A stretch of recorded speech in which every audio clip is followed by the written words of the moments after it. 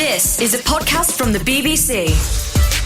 You are listening to the Life Hacks podcast with me, Katie Thistleton. And me, Dr. Rada. And today we're talking about anxiety. Now, today we're joined by a very special guest to talk to us about anxiety. It's Bryony Gordon! Yay! Do the thing you think you can't, because that is the biggest and most empowering thing, and it's scary, but my God, does it blow anxiety in the face. You know, in my 20s, I took a lot of cocaine.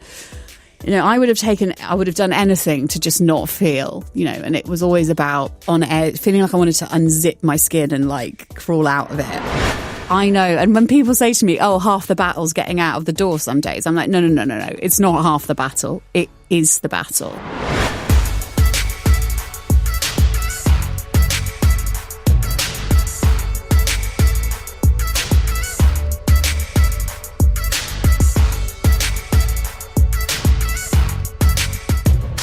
You have many titles, really, don't you, Bryony? I don't really know where to start with you because you're a writer, you're a journalist, you're a mental health campaigner. I do a podcast about mental health as well, called Mad World, which we've had Prince Harry on. We've had some amazing people on it. Yeah, I mean, that's the best. That's the one I always mention. I'm like, hi, my name's Bryony. Did you know I've interviewed Prince Harry? It's good to just get that right out there. Yeah.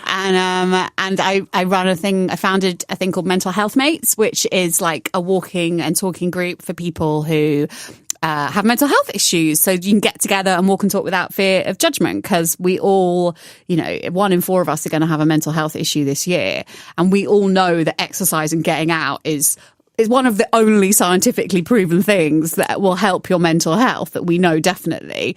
But there was nothing, like, I couldn't work out why there was nothing that was going to bring people together. So I set up Mental Health Mates 2.5 years ago. So I do that, a bit of, and I run marathons sometimes. Yes. As well. Yeah. In fact, you ran the London Marathon this year, so not too long ago, a month ago or whenever it was, in your underwear. I think it deserves a round of applause. It does. Because, do you know what? Around the time of the London Marathon, because it was really hot, wasn't it? I mean, it still is now, actually. We're having a pretty good summer. We were talking on our Radio 1 show on Sunday afternoons on Life Hacks, weren't we, Rada, about chafing or chub rub or whatever you want to call it. Yeah. And then when you and Jada, is it? Jada says it. He's a plus-size model, yeah. Yeah, when you were running the marathon, all I could think about was, like, there's going to be some skin-on-skin contact there. Yeah, we were really worried about the chub rub. So I've done a marathon before, and I got a lot of chafing. And I'm you know, it's a podcast, it's hard to see, but I'm a larger lady. I'm like a size 16 to 18. And you know, when we thought, oh, let's do this, and we were like, let's do it in our underwear to show that runners' bodies come in all shapes and sizes, right? But the one thing we were less worried about the basically being naked in public, which is like the stuff of nightmares, and more worried about the chafing. So we actually did like a trial run. We went to Ibiza because we figured that we weren't going to get arrested. You're allowed to run kind of half naked. Yeah, they were like, no, on the bat an eyelid. In fact, we ended up like running through like a building site, and none of the builders none of them cared. They're just used to seeing people in bikinis there. Also, it was really cold here. And obviously on the day it was really hot, but you know, the run up, and we were like, we don't really fancy running in our underwear. But we were really worried, and we tried all sorts of things. And eventually we discovered this amazing product called Body Glide, which I think you can get on Amazon. Oh. And it is, I mean, we didn't chafe at all. And that was a hot day. And we were out there for a long time. Yeah. We're not quick runners. Like, we were out there for 7 hours. And it's amazing. And they sent it to us because they were like, well, try this. This is amazing. And we did. And it blew my mind away. And so I now even use it. This is a life hack. I carry it in my backpack everywhere I go. And I use it just on like a hot sunny day when I'm wearing a skirt. Yeah, because it happens just wearing, like, exactly around that time, I was like, I can't even wear a skirt at the moment. Or like if you go for running this kind of like vest that I'm wearing now, you get like the armpit rub. Yeah. So I was just thinking, wow, that must be disastrous. And I have like, I could flash you, right? In fact, I'm just going to flash you because it's a podcast. But like, I have like, can you see there? Yes, under the boobs. My boobs from chafing, chafing from half marathons. But I see them. Everyone like, listening is going to have this image now of you actually just kind of taking all your clothes off. I'm naked now, guys. I'm naked. I'm much more happier in my underwear than in like a posh frock.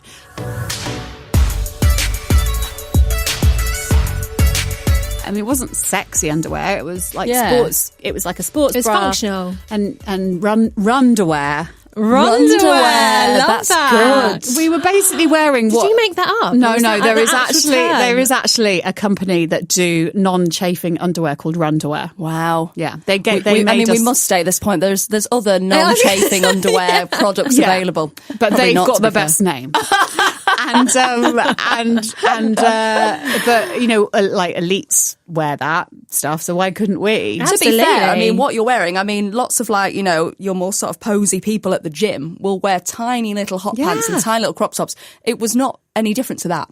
No. Like you said, you weren't wearing sort of lacy see-through underwear. You were covered up and you both looked amazing. You just looked brilliant. Yeah, you did. People couldn't get their heads around seeing larger women, like just happily. We were like, you. woo, And woo. running, yeah, and you're doing a lot to challenge the stereotype there that to be a runner you've got to be sort of rake thin or, you know, have Mo Farah's body basically of like, you know, 0% body fat. I actually met Mo Farah the other day. I did this mile run, only a mile, and we started the race together. And it was like the world's fastest long distance runner meets the world's slowest. And he was like, "What do you do?" I was like, "I'm a runner." He was like, "Right." But you are. We're all runners. Yeah, right? well, this is We're the all thing. runners. But he was like, I told him what we're doing, and he was like, "Oh, that's great." He was like really supportive. He was like, "We've got to challenge this stereotype that running and exercise is good for punishment." him. And it's not. Fantastic. Anyway, Good for him. That's great. I've gone off topic. No, not at all. Well, you've not gone off topic at all because you've now written a book called Eat, Drink, Run, which I'm assuming talks about running because it's in the title. So is running something that you found beneficial for your anxiety and your mental health? Oh my God. Katie, I would love to be sitting here and telling you that the best way to mental health was sitting on the sofa eating the cakes and watching Netflix.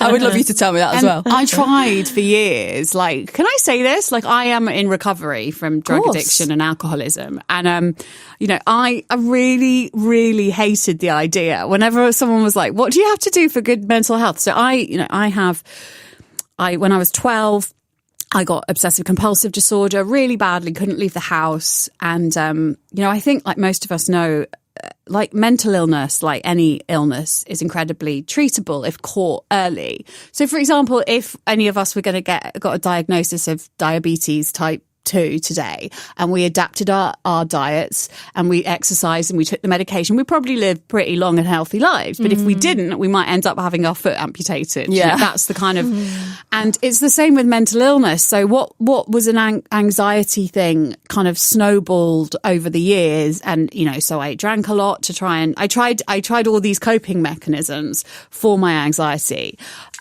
which funnily enough made it worse.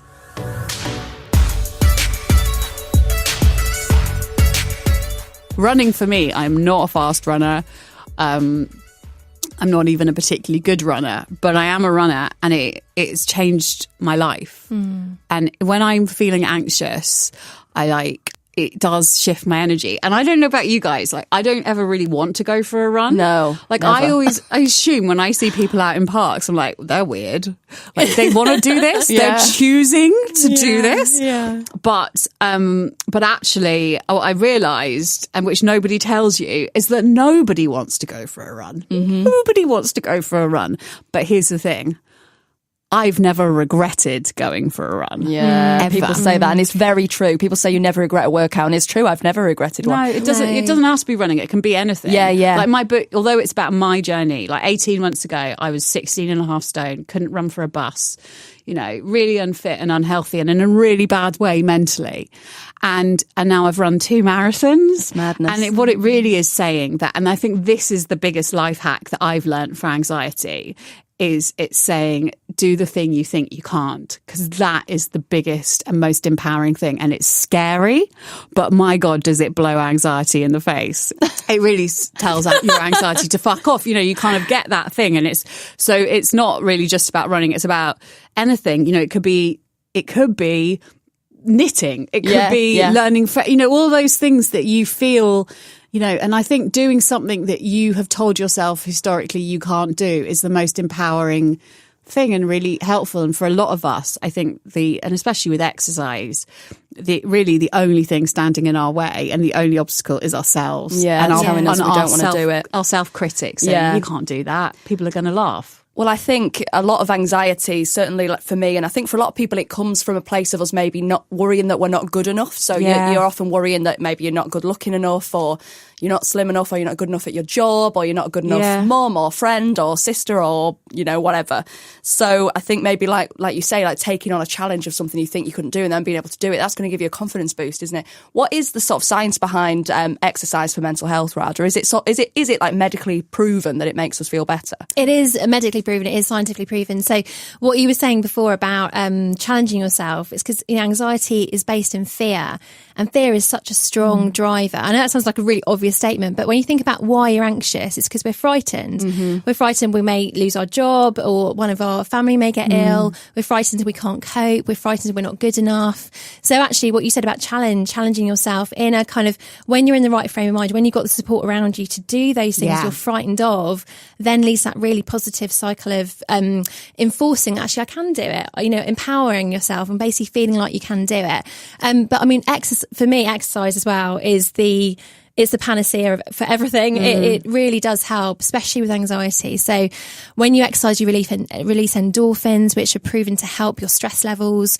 We know that people with anxiety have very high levels of cortisol, which is a stress hormone, and adrenaline as well. So when you get out there, particularly in nature, outside, you kind of lose yourself in that bigger world. You forget your fears, and you release all these great chemicals, which help calm you down, help you release all of those stress hormones, and help your sleep, which also, if you get lack of sleep, can really make your anxiety a lot worse. So if you are anxious, give it a go. Just try and see. And I think once you associate feeling better after you exercise, and you keep going with that association in your brain, then your motivation to actually start running and keep running or exercising, whatever it may be, will work. It's about just getting that association in your brain. Well, when I feel anxious and I go for a run, I then feel better. So I want to do it again. That must be what gets you out, I suppose, knowing that you'll feel good afterwards, because I just can't get out of bed. And I know exercise makes me feel better, but I'm like, half an hour in this comfy bed, half an hour more in bed, or half an hour,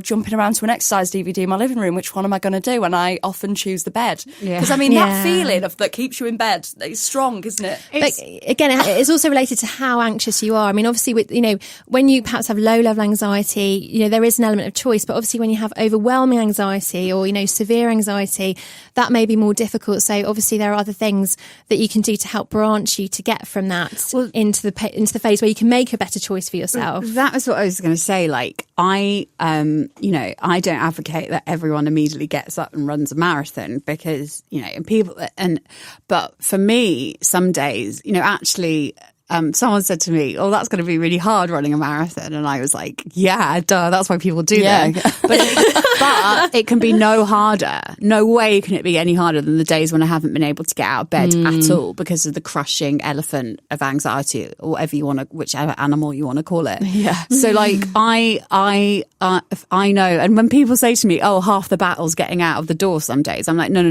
It's not half the battle. It is the battle. And most days, and this morning, I came here in a state of high anxiety. You saw me before we started recording the podcast, a little bit manic. And this morning, instinctively, what I wanted to do was stay in bed. And most mornings that is my initial thing. And there are some days where you do just have to do that. Yeah. You know what? Like, don't beat yourself up if you can't get out and go for a run. Like, some days you do have to, your body is telling you you're tired. So just look after yourself.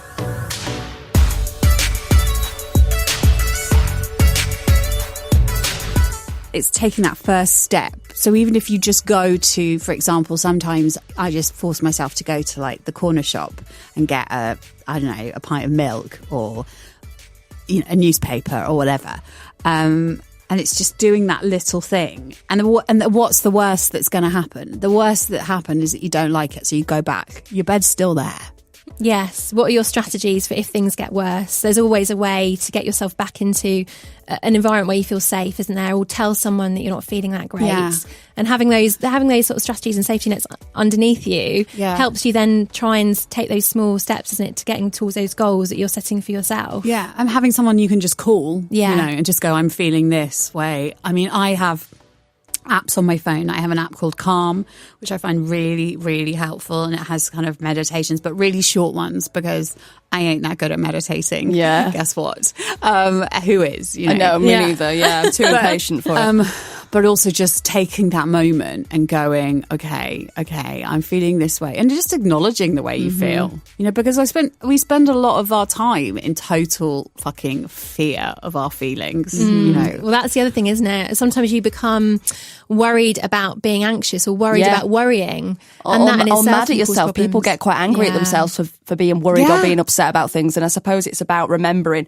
What's something that really helps me is always remembering that we are essentially animals, and we can't help that we've got all of those feelings and we feel a certain way. Because like you were saying earlier, Raja, we're worried about, we're just animals at the end of the day. We're worried about where our next meal's coming from. So we're worried about our jobs. We're worried about our partners. We're worried about our families because it's those animal instincts. And anxiety is an appropriate response, isn't it? It's something that evolutionary, we've grown up with in terms of human beings. It's an appropriate response, but it's just that, you know, anxiety, overwhelming anxiety, when it becomes an issue is when we're becoming anxious because we're in an environment where it's not actually appropriate. We don't need to necessarily be anxious, or perhaps we do because we've had trauma in our childhood, or we've had previous experiences where it's led us to associate that actually we do need to feel anxious, or we do need to develop a coping strategy to get through something because we've had a difficult time in our past, and we need to work through that and get support to kind of process that properly.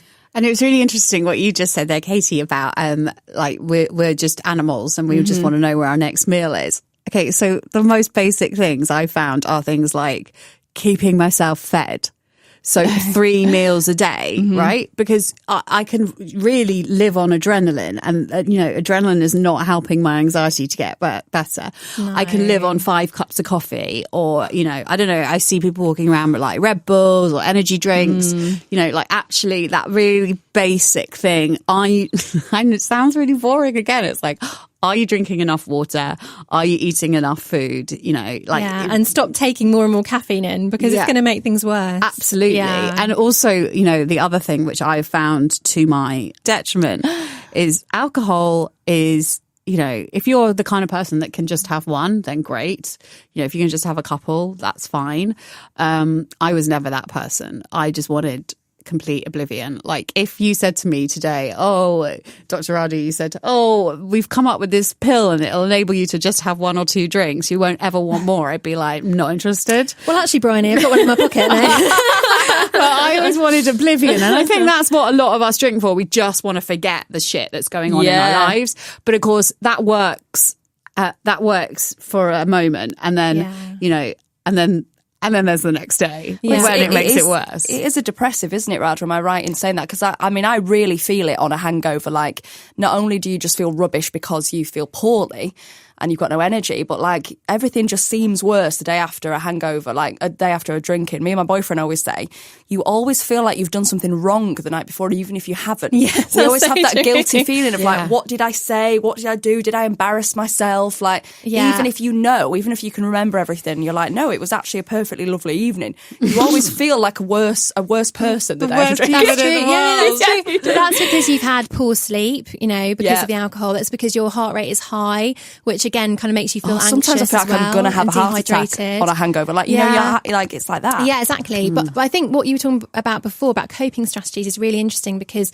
obviously, you know, we talk about alcohol, we talk about perhaps people becoming angry, but we don't talk necessarily about other coping strategies which are harder to identify sometimes. Like, for example, sometimes people will keep getting into relationships because they don't want to be on their own, because they're anxious of being on their own. Sometimes people form quite difficult relationships or friendships. Sometimes people sabotage themselves. So there are lots of different coping strategies which are a little bit perhaps more subtle and perhaps we're not aware of. Food, exactly. Food is definitely one really big one. Yeah. I suppose, is it a way of sort of self-medicating, rather? Everyone's sort of, they're using that as their thing. So alcohol, food, drugs, or it can be things to avoid kind of the feeling, I suppose, of anxiety, or to remove themselves from that situation, which might actually provoke them to feel anxious. So we all do that in different ways. We're kind of quite complex. We've all got beings. something. Like most people have got something, haven't they? Like they smoke or they drink or they eat too much, or like we've all got something. There's something going on there.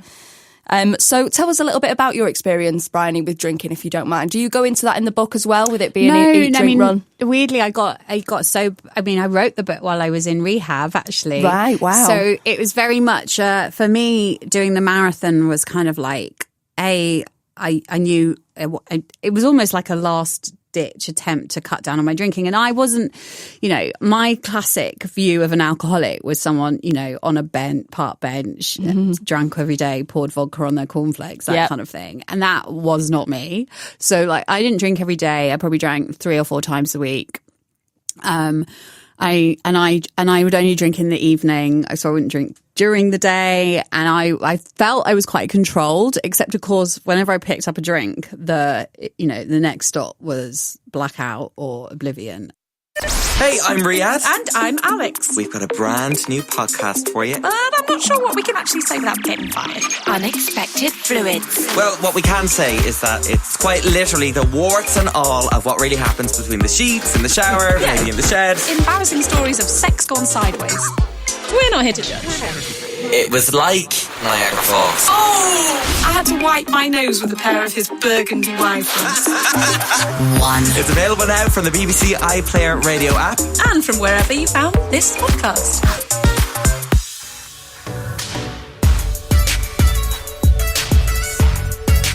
I was like, I don't have a problem because I am not, quote unquote, the classic. I don't fit the classic mold of an alcoholic. So why do I feel like I have a problem? And for me, I think definitely doing the running and the more I started to like look after myself, the more I realized it was a problem and it was something I didn't want to be doing anymore, but I couldn't stop myself from doing because it had become such a coping mechanism. So I, as an accidental mental health campaigner who has found herself in this position simply because I wrote about it, my own experiences, I was like, I'm going to have to take like a bit, a dose of my own medicine here. And so I went and got help. And, for me, it's been a brilliant thing. In my 20s, I took a lot of cocaine.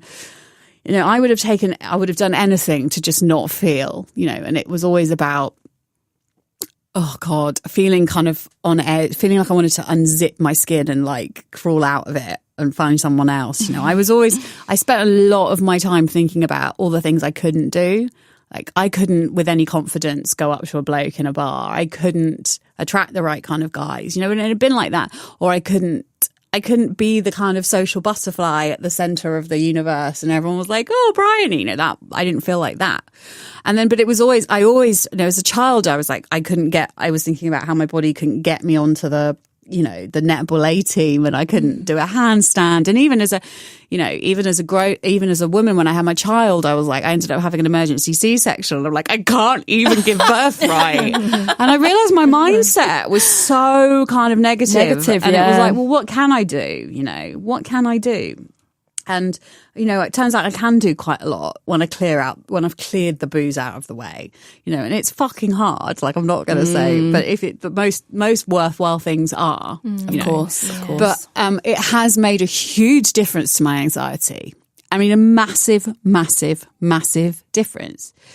I don't wake up every morning with that, elephant, as I like to describe my anxiety, sitting on my chest. And as you said, Casey, that thing of what did I do last night? Am I the worst human in the world? And, chemically, the problem is it doesn't matter how many times you tell yourself you didn't do anything. Chemically, you're just in a state of anxiety. You are, yeah. I think. Yeah. I'm saying feel that. it in your Dr. Alice look at me like, what do you know? No, not at all. No, I was nodding. I was nodding yeah. away. Absolutely right. It's sometimes also we become so used to thinking a certain way or feeling a certain way that actually sometimes we those thoughts come so quickly that actually the feelings just feel like they're automatic. Sometimes when we're talking about CBT, cognitive behavioural therapy, where you look at your thoughts and your feelings, sometimes if we've had years and years of kind of feeling a certain way, those thoughts happen so quickly we can't even find what they are, if that makes sense. And people classically do report in the mornings anxiety is worse because you're like, the day is ahead, what have I got to do, all these pressures, and so your mind races. And there was a really good I think there's a good book, someone's advice was about a 5-second rule, which is about if you imagine a spaceship launching, in 5 seconds, you give yourself 5 seconds to get out of bed, because if you leave it after 5 seconds, those thoughts will become overwhelming. And so it was their strategy for kind of getting up and out and trying to just getting straight up, to start to move, start to kind of take action, so you're distracting yourself a little bit from those thoughts. I also think of my negative thoughts as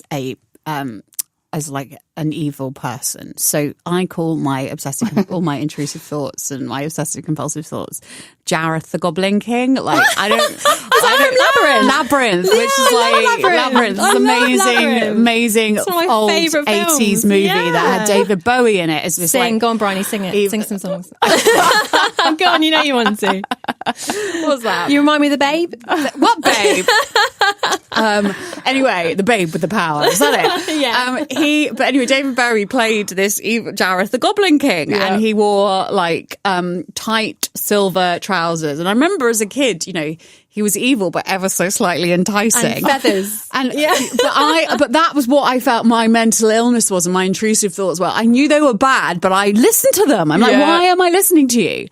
And so, so one of my coping mechanisms now is to tell Jareth to fuck off, but also to say, if I think about, like my husband sometimes says to me, don't let Jareth win. Right? So if I think I don't want to get out of bed one morning and I want to stay there, he'll say to me, or I'll say to myself, don't let Jareth win. And I'm up and I'm out, because if I see it as a battle, if I see it as that, I'm more likely to motivate myself to get out. It's because you're detaching yourself from your thoughts, aren't you? Yeah, they're not which me, I they're not suppose we who I am. need to do. Yeah, and you're always told that, aren't you? When you're sort of having treatment for anxiety or depression or whatever, like you're not your thoughts. Yeah, but it's quite hard to put that into practice. So that's a really good idea, because you're literally sort of giving it another identity. And also, I think some people, like this is another thing that I've only learned in the last few years, is that we have to remember our brains don't always want the best for us. No.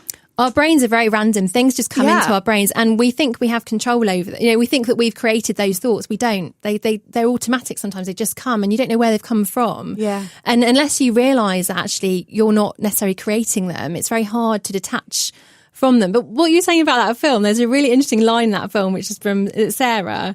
Is it Sarah's the girl, I think? Yeah, the girl trying and to she says, you have no power over me. Which is quite relevant with anxiety, isn't it? She says that to him, to Jareth, or whatever his name is. Yeah, that's you. You've taken on that role, and it's about finding your power, isn't it? With anxiety, and actually saying, you don't control me. I'm going to take control back. There are very few people in my life that I have a conversation with where we say to each other, "How are you?" and we actually answer it honestly. And I think me and Rada do that. We'll be like, oh, do you know what? I kind of really don't feel myself today. And something you do on your podcast is like ask people how they are. But you mean it, because we say how many times a day do we go, yeah, I'm fine, but you don't actually go into it, because people don't want you to. People don't mean tell me what's up with you. It's a greeting, isn't it? You're saying hello to people. Polite, really. But you actually ask people on your podcast like, how are you? But actually, how are you? Like, what's going on? Really, yeah. Which I think is brilliant. On the podcast, I mean, you've had some absolutely amazing people. What have you learned? Is there anyone in particular that you've learned something from, and they've said something that you've thought, oh wow, yeah, that's really helped me with my mental health? I mean, there's loads. I take away something from every single guest we have, because, that thing of someone coming and sitting there and opening up to me feels like it's like a real privilege, and there's a sort of a certain amount of bravery to it. The Prince Harry one, he really kind of spoke about stuff he'd never spoken about before, and I just am really constantly inspired by everyone who comes on, and it gives me like a warm, tingly feeling, and I'm quite often like crying. Like Prince Harry, I was like, I just want to clutch you to my bosom. He was like, okay, you'll probably be beheaded, but yes, give it a go. No, he's like all about the hugs. But then there's actually the second guest we had on, because we wanted to make it's not just celebrities talking about their mental health, although we have celebrities on. We wanted it to be like, make that point that it's everyone from princes through to normal people on the street. And so our second guest was an amazing mental health nurse called Mandy Stevens. And the interesting thing about Mandy was that she had worked in mental health for like 30 years, and she'd never actually had any mental health issues. And then she'd had this huge breakdown and ended up being hospitalized in the ward that she worked on. And so she had sort of seen it from both sides. And that podcast blows my mind, because she's so full of, tips and practical tips. And she does things like square breathing. So focus on a square that you can see and breathe in, up the side. And then when you go across. Oh. So if you kind of follow your breathing around a square, she describes it better than me. Oh, I like that, because there are lots. Like just looking around this room now, we've got screens so many everywhere. There's screens everywhere. Exactly. Yeah, like we've all got one in our pocket all the time, haven't we? A rectangle. Exactly. But then she was also, she also talked to me about having a list of things to distract. Distraction is a really good way if you're feeling really anxious. This is something that I've learned.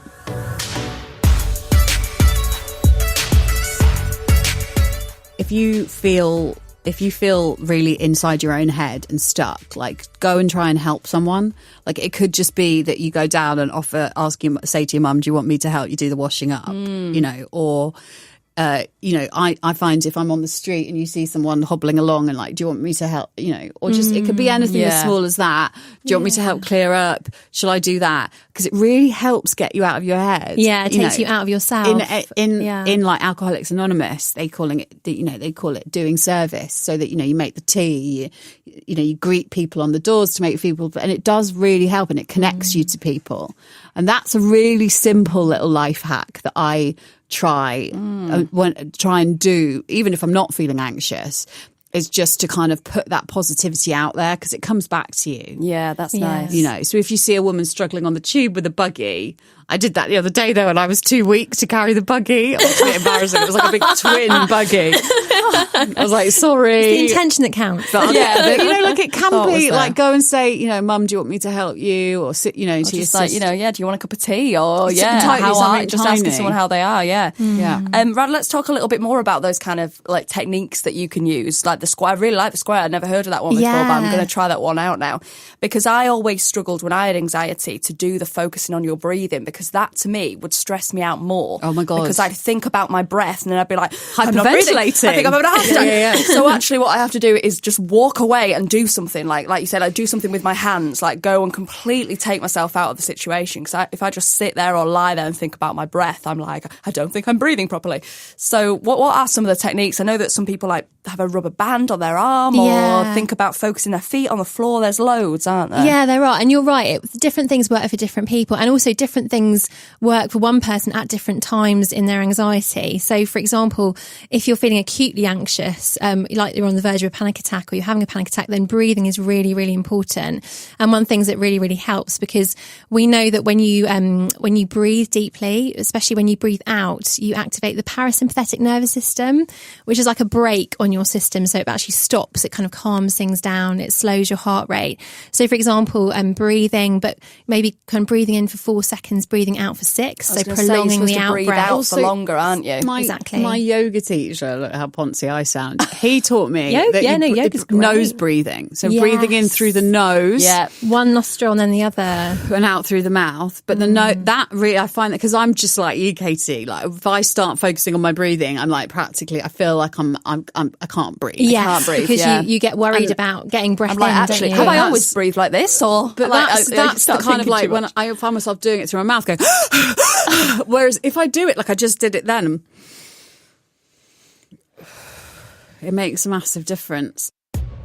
Getting a full breath, it's like you're going up one side of a hill and going down the other side. And when I don't manage to do it properly, I feel like I'm just falling down the same side. And that nose breathing really helps me get over to the other side. Yeah. Well, I remember being a teenager and obviously and sort of experiencing anxiety for the first time, and Googling feels like I can't take a full breath in, because that's what it was like. And I found like all these forums where other people, and no one had said, oh, this is anxiety, because maybe that was before we were talking about mental health as well as we are now. But there were loads of forums and people were like, yeah, same here. It feels like I'm going to take a breath in, but something's not opening up. And I was like, that's exactly what I'm feeling. It made me feel so much better to read that other people were feeling that way. But I just assumed that was something physical. There's something wrong with my lungs. When you're having a panic attack, it does feel like you're going to die. It feels like kind of, you heart literally attack. cannot get a heart attack. Exactly. Also popping your hand on your tummy, so you're breathing from your belly, so your belly actually rises and falls rather than just your chest. People are reluctant to do because we don't want to stick out our bellies. We spend our lives sucking them in, don't we? That belly. I know, but people totally. don't want to. We don't want to squeeze it out, do we? We're that's a really good indicator. You're taking a really good deep breath in.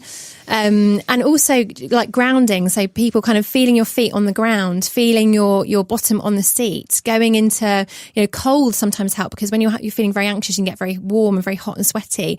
So going into the toilet and just feeling the cold tiles on, with your hands, for example, having something in your pocket or something to remind you, something you can look at, just like a simple message saying, things will pass, this will pass. Really, really helpful just in that acute moment of anxiety. When you're having kind of general anxiety, then there are other techniques like distraction, for example, you've already mentioned, like exercise. Really, sleep is so important for anxiety. You've really got to make sure you have good quality sleep, regular sleep, because that will make everything a whole lot worse. Eating, all of these things are really basic, but they do keep your petrol tank kind of full. And when you have a difficult moment, then you've got those reserves to basically fall back on, so that actually you are more resilient and you can cope. And also having a friend, having someone who knows you, understands you, and when you call them can say exactly the right thing that will help you feel better. I feel that's exactly right. Like actually the biggest thing in my recovery and helping me when I'm feeling anxious, it hasn't been antidepressants, although I take them. It hasn't been therapy, although I have had therapy, but it's been knowing that I'm not alone. Because I think I always say this, maybe I've already said this on this podcast, I don't know, but mental illness, what it all has in common, from anxiety through to, depression, through to eating disorders, what it all has in common is that it lies to you. And it tells you that you're a freak, and it tells you that you're alone, and it tells you, you are alone, and no one else is going to understand what you're going through.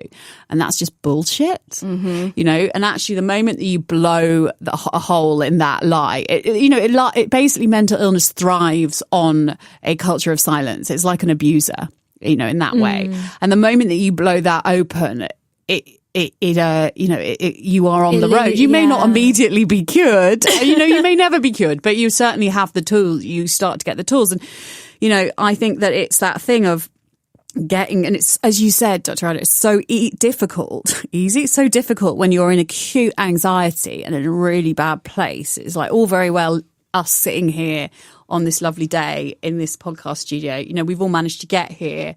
We're not in acute states of anxiety. As someone listening to this who's at home right now and cannot get out from under the covers and, feels like this is never going to pass, what I would say to you is that, and that no one else is going to understand, I wouldn't say to you no one else is going to understand. What I would say to you, if you feel like you can't tell anyone because you're worried about what their reaction is, there is always someone you can tell. And when you've done that, you are going to, honestly, the feeling of relief. So it may not be, I remember doing an event once and this teenager stood up and she cried and she was like, my parents don't understand me and they don't understand my depression. And I was like, that's okay. Your parents don't have to understand you, because, we are still battling that intergenerational thing where people don't get it. They still don't get it. There are so many helplines and also that's why I think it's so brilliant now. There are so many mental health campaigners. I'm just like, the more the merrier, the more people there are writing books about this kind of thing, doing podcasts about it, because it just shows you that literally pretty much everyone, 1 in 4, but let's be honest, I just feel like pretty much everyone's going to go through a mental health problem.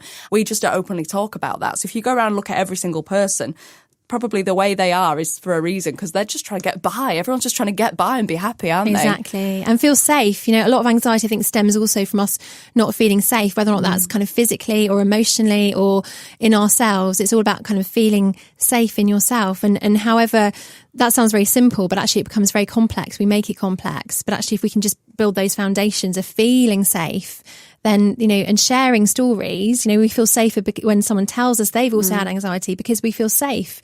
We feel like we're not on our own. And that's really important. And it does pass, does pass. Like, so when I first got ill, I was 12 and I'm now, nearly 38.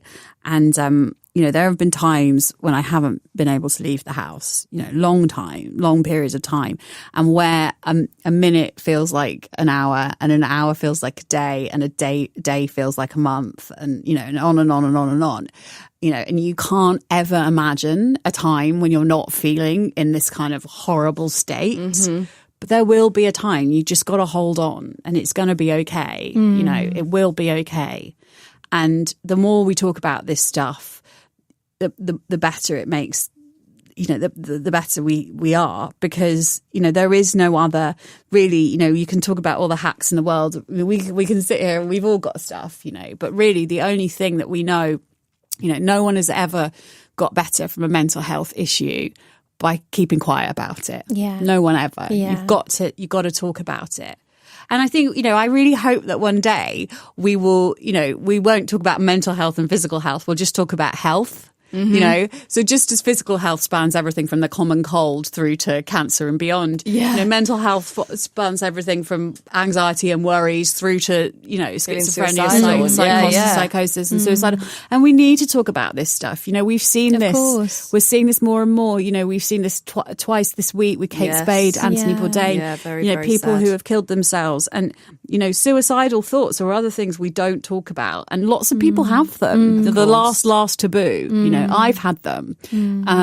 There's and it's okay to have, as you said earlier, Katie, you are not your thoughts. Yes. Bryony, it's been an absolute delight having you on. It really has. You have literally, I was quite anxious when I came in here, and I now feel really happy and I feel a bit emotional. We've had a therapy session. We have. It's all nice. of us. That's the best thing about our jobs, I think. You have a little therapy session every time you go to work.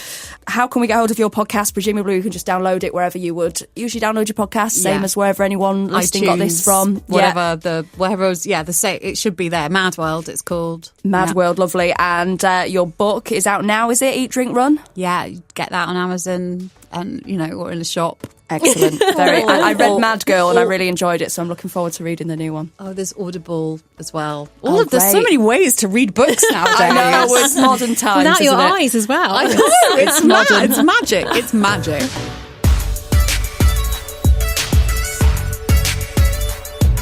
Well, thank you very much. And me and Rad will be back next week. If you want to send us an email in the meantime, tell us what you call your anxiety. What's the name for it? Let us know. We'd love that. And also, if you've got any questions, you want any advice, or you want to suggest a topic for us to talk about, lifehacks@bbc.co.uk is the email address. And please make sure you've subscribed if you haven't already.